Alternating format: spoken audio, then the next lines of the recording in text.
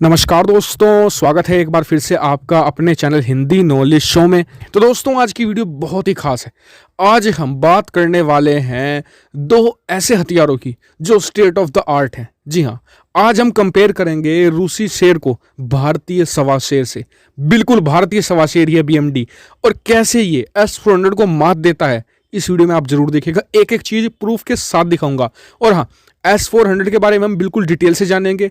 BMD के बारे में हम सिर्फ वही जानकारी मैं आपको दूंगा जो ऑफिशियल है, कोई भी सीक्रेसी का उल्लंघन मैं नहीं करने वाला हूं। तो मेरे साथ आप इस वीडियो में अंत तक बनेगा, क्योंकि बहुत ही इंटरेस्टिंग कंपैरिजन होने वाला है। ऐसी ऐसी जानकारी मिलेंगी आपको कि आप चौंक जाएंगे कि भारत के पास ये भी है। जी हाँ, और विद प्रूफ। कोई भी ऐसा नहीं कि मनगढ़ंत कहानी में नहीं बताने वाला हूँ, एक एक चीज़ दिखाऊंगा फिर बताऊंगा। चलो उस वीडियो को अपने हम शुरू कर लेते हैं। तो दोस्तों, जैसे कि आपको हाल ही में मैंने एक वीडियो बनाकर बताया कि कैसे भारत ने BMD में ऐसी मिसाइलें जोड़ दी हैं जिससे कि उसकी रेंज 5000 किलोमीटर हो गई है। 5000 किलोमीटर। और क्या ये इफेक्टिव रेंज है, स्पीड क्या है, सब कुछ मैं बताऊंगा। लेकिन उससे पहले हम बात कर लेते हैं पहले BMD के बारे में, फिर S-400 के बारे में, और अंत में हम कंक्लूजन और साथ ही इस चीज़ पर भी चर्चा करेंगे कि कैसे S-400 का इस्तेमाल हो सकता है और कैसे BMD का इस्तेमाल हो सकता है। तो चलिए उस वीडियो को हम शुरू कर लेते हैं। तो सबसे पहले हम बात करते हैं BMD के बारे में।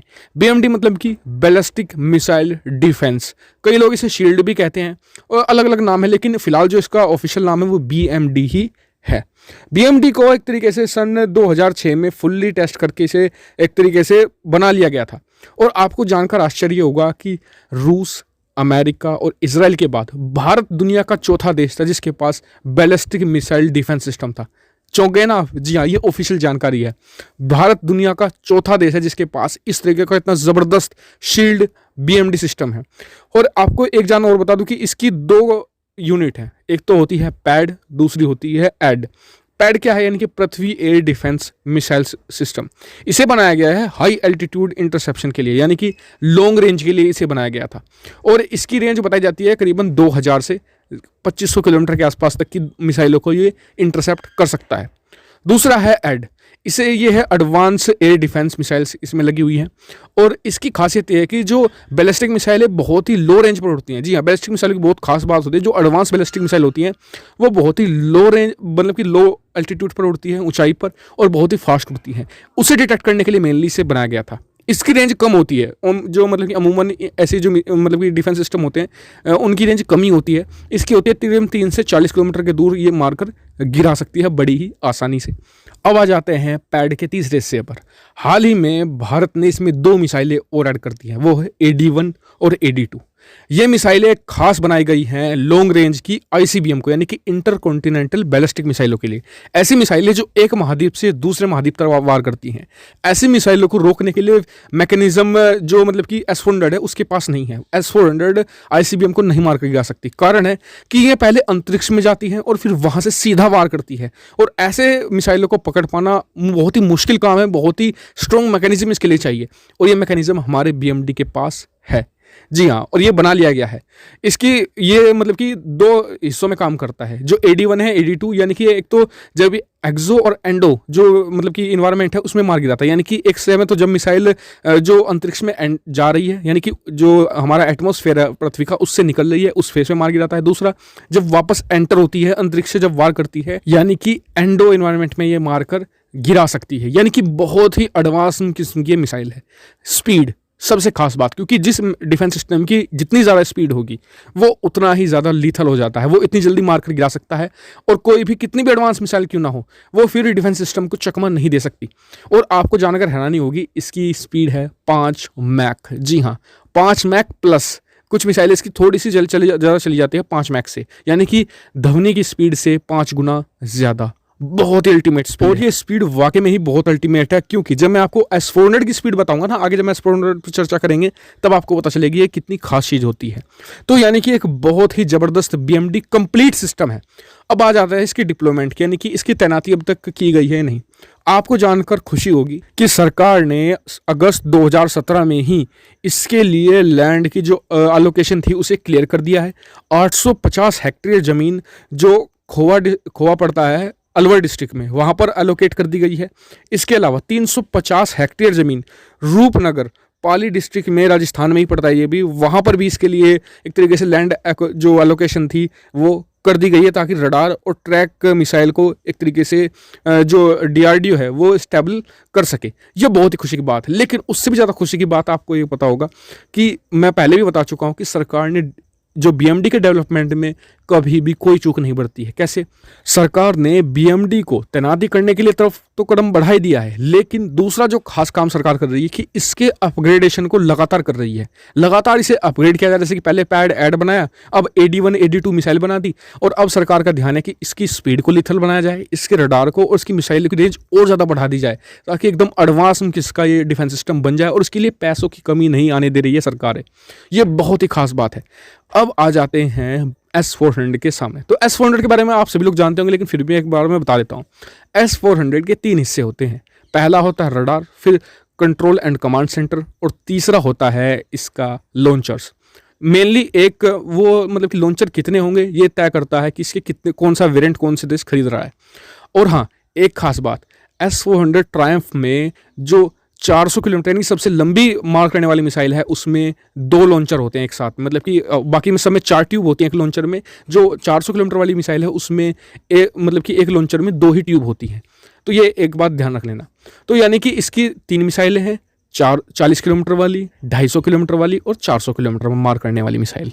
और S-400 का सिंपल सा फंडा है, ये 600 किलोमीटर तक के एरिया को ट्रैक कर सकता है, और 400 किलोमीटर के एरिया में जब वो टारगेट आ जाता है तो उसे मारकर आसानी से गिरा देता है। ये इसका सिंपल सी चीज़ है जो आप समझ गए होंगे लोग। और S-400 को खास माना जाता है इसकी मोबिलिटी के लिए। बीएमडी सिस्टम को आप एक जगह से दूसरी जगह नहीं ले जा सकते, लेकिन ये एक मोबाइल सिस्टम है S-400, तो इसे एक जगह से दूसरी जगह आसानी से पहुंचाया जा सकता है और 5 मिनट में से डिप्लॉय किया जा सकता है। ये इसकी खास बात है। स्पीड इसकी मिसाइलों की 6 मैक प्लस इसकी जो स्पीड है, यानी काफ़ी कोई खास अंतर नहीं है। हमारी जो 5 मैक प्लस है, इसकी 6 मैक प्लस है। कोई ज़्यादा अंतर नहीं आता है दोनों के स्पीड के मामले में। हाँ, एक पॉइंट मैं और जोड़ना चाहूँगा, वो है रडार सिस्टम। दोनों डिफेंस सिस्टम का रडार सिस्टम बहुत ही एडवांस और बहुत ही लिथल किस्म का है, लेकिन दोनों में एक एक खामी है और एक एक खासियत है। कैसे? हमारा जो बीएमडी सिस्टम है वो S-400 से ज़्यादा रेंज का है। वो उससे 10 से ज़्यादा गुना एरिया को ट्रैक और एक तरीके से इंटरसेप्ट कर सकता है। लेकिन जब बात आती है कौन सा बेहतर तरीके से काम करता है, तो यहाँ पर 19-20 का अंतर है, ज़्यादा अंतर नहीं है। 19-20 का अंतर है। S-400 थोड़ा सा बेहतर यहाँ पर परफॉर्म करता है, खास करके स्टेल्थ लड़ाकू विमानों के मामले में। ये S-400 का एक पॉजिटिव पॉइंट है, लेकिन ऐसे उसका नेगेटिव है कि वो सिर्फ 600 किलोमीटर का एरिया ट्रैक कर सकता है, जबकि हमारा तो उससे 10 गुना ज़्यादा ट्रैक कर सकता है। तो अब आ जाते हैं कंक्लूजन यानी कि परिणाम पर। तो आपके मन में 2 सवाल बड़े आए होंगे। सबसे पहला सवाल कि भारत ने जब S-400 इतना अच्छा लगा तो फिर हमने बीएमडी में इतना पैसा क्यों इन्वेस्ट किया। दूसरा सवाल, जब बीएमडी इतना अच्छा है तो फिर हमने S-400 क्यों खरीदा। S-400 में हमने $5 अरब डाले हैं। $5 अरब बहुत बड़ी रकम है। इतने हम अगर S-400 में हम अपने बीएमडी में डालते तो ये और अच्छा बन सकता था। आपके सवाल वाजिब है, लेकिन उससे पहले जान लेते हैं कि दोनों में बेहतर कौन है। तो देखिए, रेंज के मामले में डेफिनेटली बीएमडी सबसे आगे है, इसका कोई मुकाबला नहीं। रेंज जो स्पीड है उसमें भी दोनों बराबर से सिस्टम है। रडार के मामले में भी 19-20 का अंतर है, लेकिन अगर आप मुझे कहेंगे तो मैं चुनूंगा हमेशा बीएमडी, क्योंकि देसी है। और मैं हमेशा कहता हूं कि आप जो मतलब कि सुरक्षा है उसमें सेल्फ रिलायबल बनिए।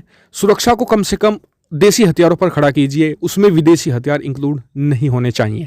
तो फिर कई लोग पूछेंगे कि भारत ने फिर जब बीएमडी इतना बेहतर है, इतनी अच्छी रेंज है और कई मामलों में S-400 से आगे निकल जाता है, बहुत से मामलों में बल्कि, तो फिर ऐसी क्या बात हो गई कि भारत ने बीएमडी को दरकिनार किया और S-400 को खरीद लिया।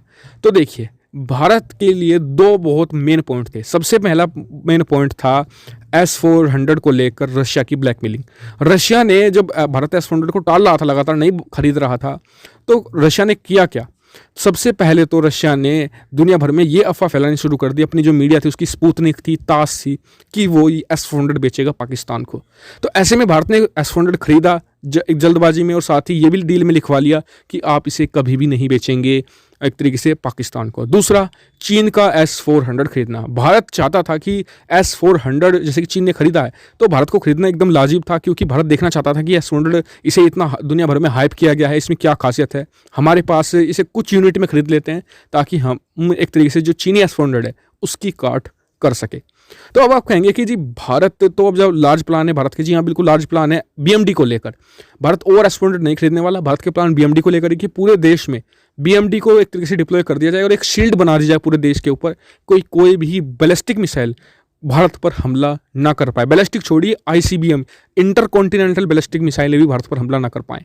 तो इसे इस लायक बना लिया गया है और भारत के प्लान यही है कि अगले 2 से 3 साल में पूरे देश के ऊपर एक शील्ड बना दी जाए और ये भारत को सस्ता पड़ेगा। S-400 हमें एक यूनिट पड़ती है जो 600 किलोमीटर का एक तरीके से सुरक्षा देती है, तो डेफिनेटली S-400 अपने प्राइस को जस्टिफाई बिल्कुल नहीं करता है। $1 अरब में 600 किलोमीटर की सुरक्षा बिल्कुल भी जस्टिफाई नहीं है, जबकि हमारा BMD कुछ मिलियन डॉलर में तैयार कर रखा है DRDO ने, और बिलियन डॉलर में तो भारत पता नहीं कितने सिस्टम तैयार कर लेगा। ये देसी भी है, सुरक्षित भी है, क्योंकि हमारी खुद की टेक्नोलॉजी है। हमारे यहाँ पर जब इसे बनाएंगे लार्ज स्केल पर तो रोजगार भी पैदा होगा, और दूसरी बात दुनिया भर में धाक भी बनेगी कि भारत की सुरक्षा भारत के हथियारों पर खड़ी है, ना कि रूसी और अमेरिकी हथियारों पर। मैं हमेशा कहता हूँ कि आप अटैकिंग के मामले में कोई भी हथियार खरीद लीजिए, आप सुखोई खरीद लीजिए रूस से, अमेरिका से F-35 खरीद लो, राफेल खरीद लो, कोई दिक्कत नहीं। हालांकि भारत इस क्षेत्र में भी तैयारी कर रहा है कि जो मतलब कि आक्रामक है या फिर अटैकिंग हथियार भी खुद बनाए, लेकिन फिर भी मैं एग्जांपल दे रहा हूँ कि आप अटैकिंग के मामले में कुछ भी खरीद लो, लेकिन सुरक्षा ना तो अमेरिका से थार्ड खरीदो,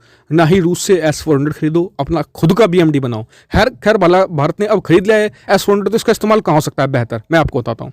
भारत जब खुद का शील्ड बना रहा है BMD, मान लीजिए कि कहीं इतना जोरदार अटैक होता है, दुश्मन कहीं पर इतना भयंकर अटैक करता है कि हमारी जो सुरक्षा है उसमें सेंध लगती है, हमारी कहीं पर शील्ड में कहीं छेद होता है, या मान लीजिए कहीं पर डिफेंस सिस्टम को नुकसान पहुंचा दिया जाता है, वहां पर S-400 काम आ सकता है, क्योंकि ये मोबिलिटी S-400 मतलब कि इसकी खासियत है कि मोबाइल एक जगह से दूसरी जगह पहुंचाया जा सकता है, तो वहां पर पहुंचाकर उस छेद को, उस डिफेंस सिस्टम के नुकसान की भरपाई को कम किया जा सकता है, इसलिए इसका बेहतर इस्तेमाल वहां पर हो सकता है। हालांकि आपका क्या मानना है, S-400 का इस्तेमाल बेहतर कहाँ हो सकता है, और आप BMD के बारे में क्या सोचते हैं, कमेंट करके मुझे जरूर बताएगा, और वीडियो को शेयर करना मत भूलिएगा। बहुत ही मेहनत से वीडियो तैयार हुई है।